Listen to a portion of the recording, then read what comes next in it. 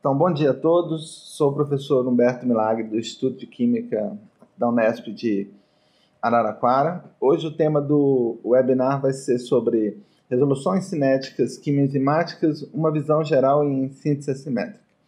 Esse tema ele é um pouco vasto, porque existe uma gama enorme de aplicações. Nós vamos basicamente sintetizar esse seminário um pouco em aplicações de sistemas múltiplos entre enzima e organocatalisadores e enzima e complexos organometálicos. Quando se fala em síntese assimétrica, uma das etapas que exige maior detalhamento, planejamento para ser executada é a etapa enantisseletiva ou enantiespecífica. Hoje temos várias metodologias na aplicação da síntese assimétrica, como várias delas estão apresentadas nesses fluxogramas. Inicialmente, podemos utilizar o pool chiral.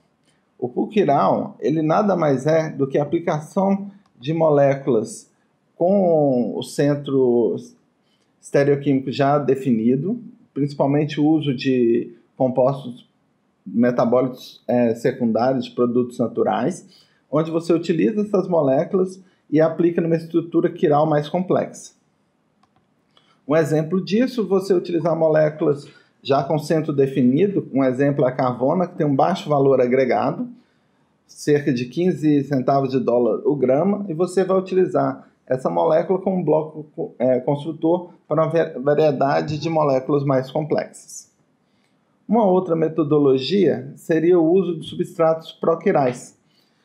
E você utilizando esses substratos proquirais, você iria utilizar a síntese assimétrica para a obtenção de moléculas enantiomericamente puras. Para esse tipo de metodologia, temos duas abordagens. Uma delas é a biocatálise, onde iremos utilizar biocatalisadores para a obtenção de moléculas enantiomericamente puras. Um exemplo que é apresentado aqui é um medicamento que está em desenvolvimento pela Bristol Myers, e ele é utilizado no tratamento da doença de Alzheimer, que é um inibidor de secretase. Para a síntese desse composto, é utilizada uma etapa biocatalítica, onde é obtido o composto R2. Esse composto ele é a R5,5-trifluorovalina, e ela é obtida utilizando uma R-amino-desidrogenase que converte a carbonila do alfa-tetoácido numa amina enantiomericamente pura. Uma outra abordagem seria utilizar a quimiocatálise. Um exemplo, podemos mostrar a aplicação do catalisador BNAP na obtenção de um sintoquiral para a síntese do indinavir. Essa etapa é bem interessante, ela é feita pela Merck, onde se obtém um rendimento de 96% e uma pureza enantiomérica de 99%.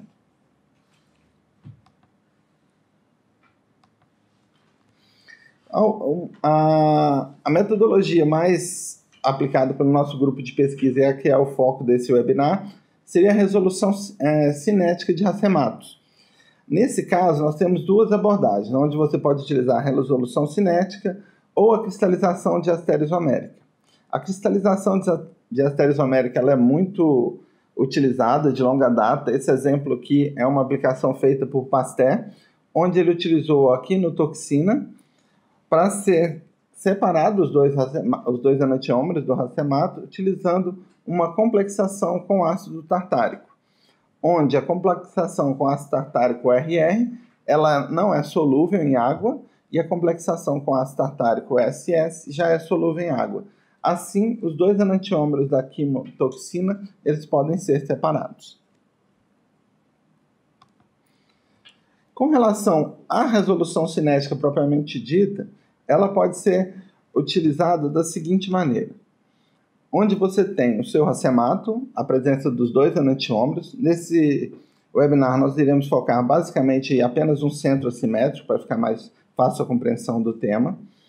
E a resolução cinética, basicamente, é você utilizar um agente quiral ou um catalisador, onde cada um dos enantiômeros tenha uma velocidade diferente. Com isso, você consegue separar esses dois enantiômeros através de uma transformação. Um exemplo, você tendo o enantiômero R sendo catalisado numa velocidade mais rápida, ele leva a um produto R que seria diferente desse enantiômero S. Então você consegue separar pelos métodos de separação clássicos da química orgânica. Falando de biocatálise, as enzimas da classe das hidrolases são as mais utilizadas para esse sistema de resolução cinética. Aqui tem uma gama de enzimas que são as mais aplicadas na resolução cinética utilizando biocatálise. As mais utilizadas dessas enzimas da classe das hidrolases são as lipases. As lipases, aqui tem um exemplo de uma estrutura em 3D da lipase de Burkholderia cepacia. A lipase ela tem duas reações clássicas. Ela pode realizar a reação de esterificação quando ela está em solvente orgânico ou reação de hidrólise quando ela está em meio aquoso. Aqui um exemplo pode ser aplicado tanto para o feniletanol ou para feniletioamina. A lipase ela tem uma habilidade muito grande em trabalhar com hidrólise de ésteres ou amidas ou a síntese de ésteres ou amidas. E aqui no caso tem uma exemplificação de você poder estar utilizando a lipase para fazer uma reação com o seu racemato em velocidades diferentes. Com um exemplo clássico, podemos utilizar a feniletioamina, onde temos a mistura racêmica da feniletioamina. Ela vai ser realizada uma catálise com a lipase, onde será a formação das amidas. E para você conseguir resolver esses racematos, a velocidade de reação para cada um dos enantiômeros deve ser diferente. Então, se tivermos uma variação grande de velocidade entre essas duas reações, sendo o enantiômero R consumido mais rápido, nós conseguimos resolver esse racemato, obtendo, teoricamente, um rendimento de 50% de cada um dos enantiômeros puros.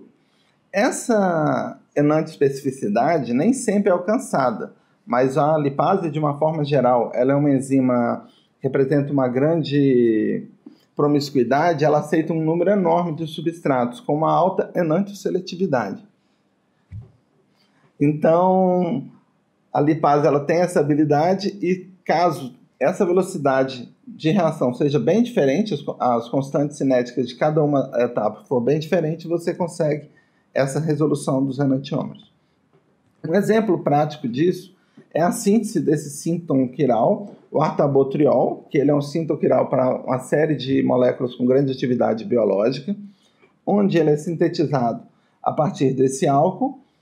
Esse álcool ele sofre uma reação de esterificação com a lipase de Burkholderia cepacia, que essa lipase é amano, utilizando esse doador de grupo acila, onde apenas o enantiômero R ele é acetilado e depois esse enantiômero ele é transformado em um artabotriol. O grande problema das resoluções cinéticas é que o nosso rendimento fica limitado a 50%. Então você consegue, num sistema ideal, você vai conseguir cada um dos dois enantiômeros com excesso enantiomérico alto, até ele enantiomericamente puro, porém o seu rendimento vai ser no máximo de 50%. Então vem uma estratégia de tentar interconverter os dois enantiômeros, ou fazer uma racemização. Com isso, você consegue deslocar o equilíbrio no sentido da reação mais rápida, tendo um rendimento teórico de 100%, obtendo esse enantiômero puro. Essa seria a resolução cinética dinâmica, onde utilizamos uma etapa de racemização para a transformação de apenas um enantiômero. E é nessa etapa que a organocatálise e utilizando catalisadores organometálicos que eles entram, principalmente trabalhando em álcoois e aminas. Então, iremos apresentar alguns exemplos. Por exemplo, a classe das nitrilases, são enzimas que realizam a clivagem de nitrilas em ácidos carboxílicos. E aqui tem um exemplo do racemato da ortocloromandelonitrila, onde elas reagem com a enzima nitrilase, sendo que apenas o enantiômero R ele é clivado pela nitrilase. Então, para você chegar na obtenção de apenas um enantiômero puro, no caso o R, se você utilizar um meio levemente alcalino, essas mandelonitrilas elas se decompõem no aldeído relativo e no ácido cianídrico. E elas ficam no equilíbrio onde volta a mandelonitrila. Com isso, você racemiza o enantiômero que não está reagindo, levando à formação de apenas um enantiômero com 94,5% de rendimento e com excesso enantiomérico de 96,5%. Um outro exemplo dessas classes das enzimas das hidrolases na resolução cinética dinâmica são as proteases e peptidases. Nesse caso, iremos mostrar um exemplo da síntese da fenilalanina utilizando um organocatalisador, o piridoxal 5-fosfato, e como enzima alcalase, também conhecida como subtilizina.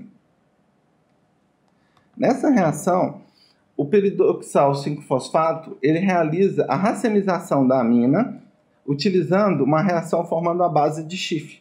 Com isso, você tem uma amina no centro quiral e ela é racemizada. Então, a etapa de racemização, no caso dessa reação específica, ela é realizada por um organocatalisador. E aqui está mais ou menos como a reação ocorre. A alcalase ela vai reagir apenas com um dos enantiômeros e o outro é racemizado pelo piridoxal 5-fosfato, levando à formação apenas de um enantiômero, como é apresentado aqui, num rendimento de 92% e um excesso enantiomérico de 98%. Bom, então, levando em consideração a resolução cinética dinâmica, nós temos duas etapas básicas, a etapa de racemização e a etapa enantioseletiva. No caso específico desse webinar, iremos focar agora apenas numa classe das enzimas, que seriam as lipases, onde a enzima lipase será responsável pela enantioseletividade e alguns catalisadores serão utilizados para a etapa de racemização. Para essa resolução cinética dinâmica ser efetiva e obtivermos um excelente resultado, essas duas reações têm que estar ocorrendo no mesmo meio e uma não ser agressiva para a outra. Principalmente se você for utilizar alguns organocatalisadores que necessitam de condições mais drásticas para funcionar. Então, dependendo da enzima que você estiver utilizando, ela é extremamente sensível a algumas condições e essa reação não pode acontecer. No caso das lipases, elas são as enzimas que têm uma termoestabilidade interessante para aplicação nesse tipo de sistema. Então, falando das lipases, elas trabalham basicamente com sistemas como ésteres, álcoois e aminas. E elas podem levar a produtos de álcoois enantiomericamente puros, ácidos carboxílicos, álcoois, aminas ou amidas. Então, as lipases elas são conhecidas com a terminologia correta como triacilgliceróis, denominadas pela Associação Nacional de Bioquímica como SC3113. E elas muitas vezes são utilizadas na racemização numa temperatura ambiente.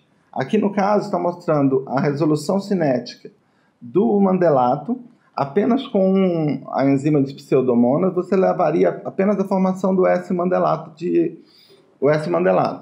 Se você utilizar uma enzima, por exemplo, a mandelato racemase, ela pode racemizar o enantiômero que não está reagindo, no caso o R, levando à formação do S-mandelato.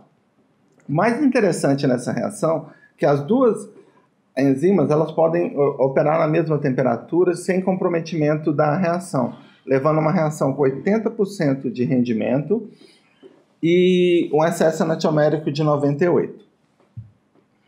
O grande problema de você utilizar uma cascata enzimática é que nem sempre as enzimas racemases elas são enzimas promíscuas, elas têm uma grande aplicação em diversos substratos, como é o caso das lipases. No caso dessa mandelato racemase, ela é específica para esse composto. Então, para cada composto, você teria que ter uma enzima realizando a etapa de racemização.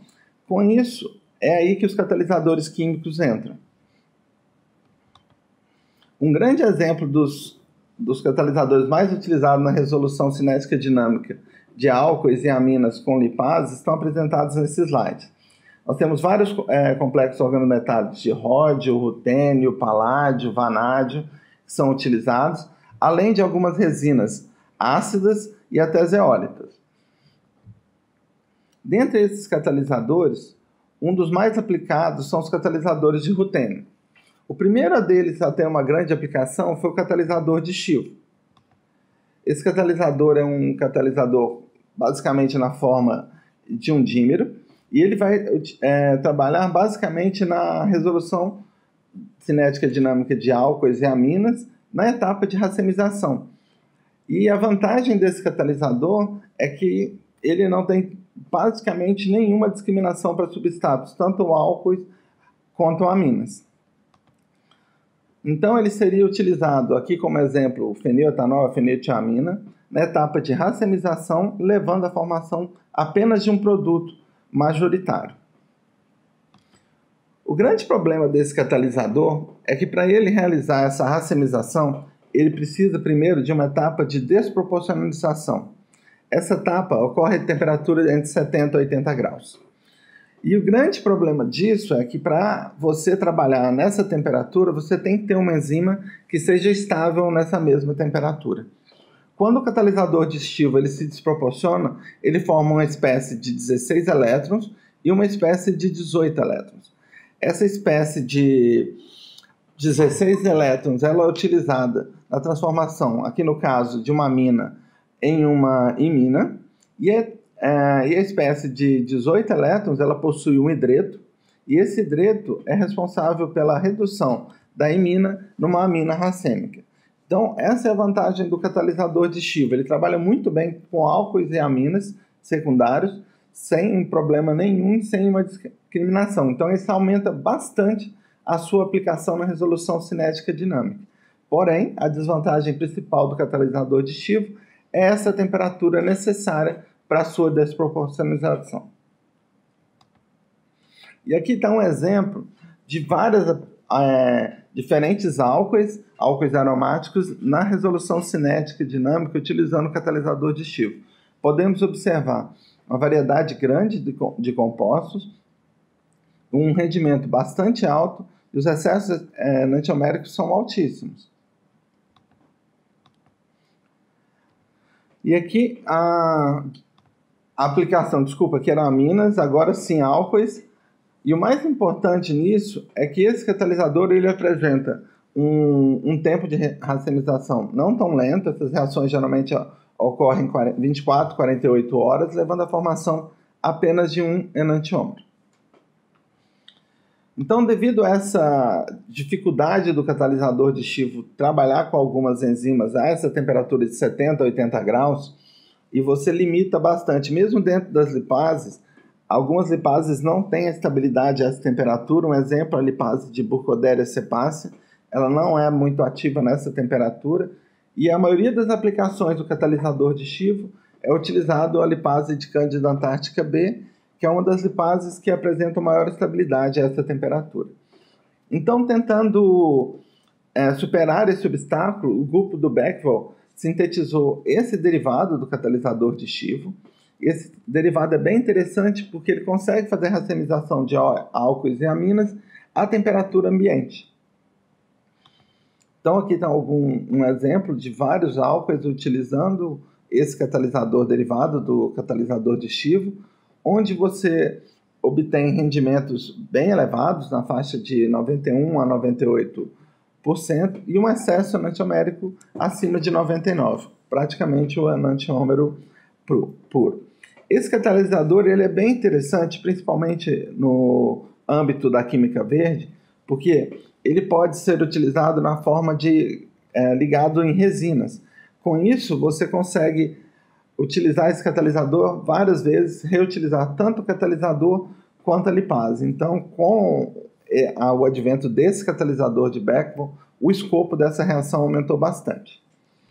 Mas mesmo assim, além da temperatura, você conseguindo fazer essas reações em temperatura ambiente, o custo desses catalisadores é muito elevado, que ainda dificulta a sua aplicação na indústria.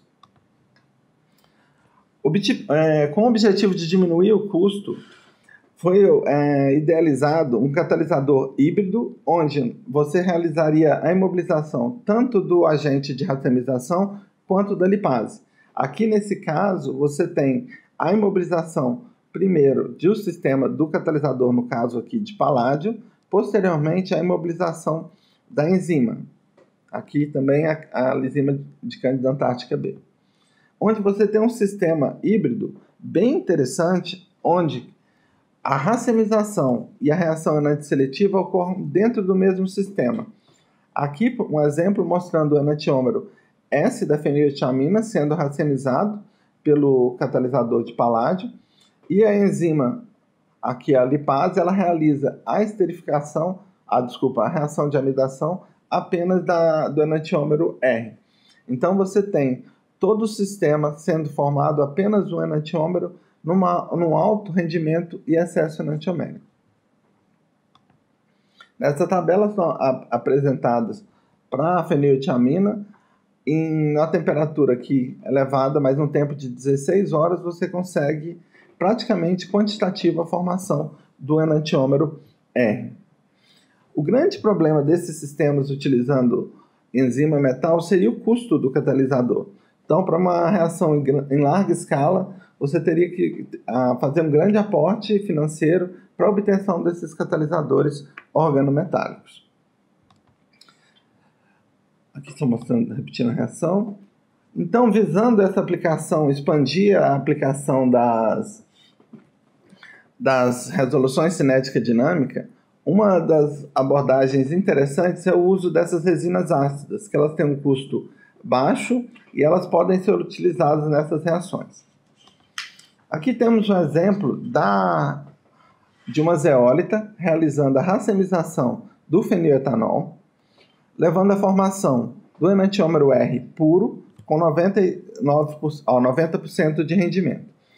Essa reação é bem interessante, ela ocorre num tempo de 8 horas, a temperatura mais agradável para as lipases em comparação à reação de Chivo, porém, ela fica limitada a sistemas onde o carbocátion formado na racemização ele fique mais estável, como no caso aqui, um sistema benzílico. Então, você melhora a situação para a resolução cinética dinâmica acontecer, porém, as reações vão ficando cada vez mais seletivas também. Dentre esse escopo, uma outra resina bastante utilizada é a cepiolite. A cepiolite é uma resina sílica, à base de silicatos. Você pode realizar a sua modificação utilizando ácido sulfúrico. Ela vai tornar uma resina mais ácida e a vantagem principal é a sua utilização a temperaturas ambientes. Então, a cepiolite ela foi aplicada numa gama enorme de álcoois secundários, obtendo um resultado muito interessante. Então, podemos verificar um rendimento acima de 90% em diferentes álcoois e a enantioseletividade extremamente alta. E esse resultado é um dos fatores mais interessantes para a utilização das lipases em temperaturas mais agradáveis para as enzimas. Então, essa seria um dos principais obstáculos. Você está tentando obter uma temperatura ótima para a enzima e para o catalisador na reação de racemização. Aqui, continuando a tabela, novamente vendo rendimentos extremamente elevados e o enantiômero R sempre sendo obtido praticamente em apenas uma das formas. Então, como perspectiva das resoluções cinéticas dinâmicas químico-enzimáticas, o principal desafio seria a obtenção de um agente de racemização mais geral, que tivesse uma gama de aplicação muito maior, em comparação no caso aqui específico de uma lipase, e que funcionasse na temperatura ideal da lipase. Então, esse seria o objetivo principal da obtenção de novos catalisadores organometálicos, que eles tenham uma gama de aplicação maior, em uma temperatura menor, que não atrapalhasse a enantioseletividade de uma enzima com uma grande promiscuidade como a lipase. Então, eu gostaria de agradecer ao Sesusquem a oportunidade. Estou aberto agora para questões. Muito obrigado. Eu que agradeço, Arlene. Muito obrigado. Excelente pergunta, Arlene. Estou até rindo aqui porque o tolueno, no caso das lipases, ele é um dos melhores solventes para lipase, e a busca de solventes mais verdes para essas reações está sendo bastante estudado. No caso do nosso grupo, a gente está tendo uns resultados bem interessantes com alcanos. Então, a gente está utilizando hexano, octano, epitano. Então, os resultados estão sendo bem interessantes, mas, infelizmente, ainda os melhores resultados com as lipases são obtidos em tolueno. Bom, Noelle, com relação à sua pergunta, isso é bem interessante, porque os catalisadores organometálicos são os que obtêm hoje o melhor resultado. E o objetivo realmente é evitar o uso pensando em química verde. Mas dá para utilizar outros catalisadores metálicos mais ambientalmente amigáveis. Um exemplo mesmo pode ser o vanádio, ou mesmo tentar o uso. O ideal seria conseguir uma resina ácida para utilizar. O grande problema é que você ainda não tem um outro método tão geral quanto os catalisadores organometálicos. Então, pessoal, como não tem mais nenhuma pergunta... Opa, desculpa, Luciana. Excelente pergunta, Luciana. Sim, dá para utilizar bastante essas reações em fluxo contínuo e em cascata também. A vantagem, o ideal seria utilizar, o melhor dos mundos seria o uso de cascatas enzimáticas, como o exemplo da resolução do ácido mandélico, onde você poderia fazer um sistema de fluxo em looping, onde o enantiômero que não está sendo utilizado, ele seria racemizado pela racemase. No caso de fluxo contínuo, tem já diversas aplicações, uma delas bem interessante, onde você utiliza numa coluninha de HPLC uma quantidade da enzima lipase, a quantidade do catalisador de racemização, no caso um catalisador de vanádio, sulfato de vanádio, de vanadila, depois lipase, sulfato de vanadila, você faz a coluna com alternância desses dois sistemas e você pode fazer em fluxo contínuo, que funciona muito bem.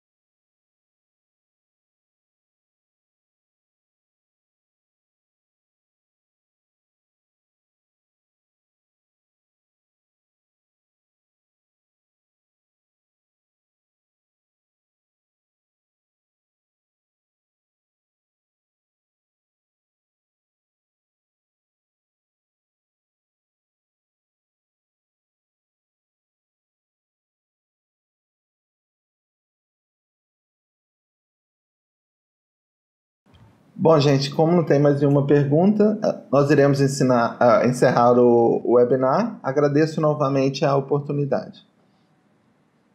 Muito obrigado.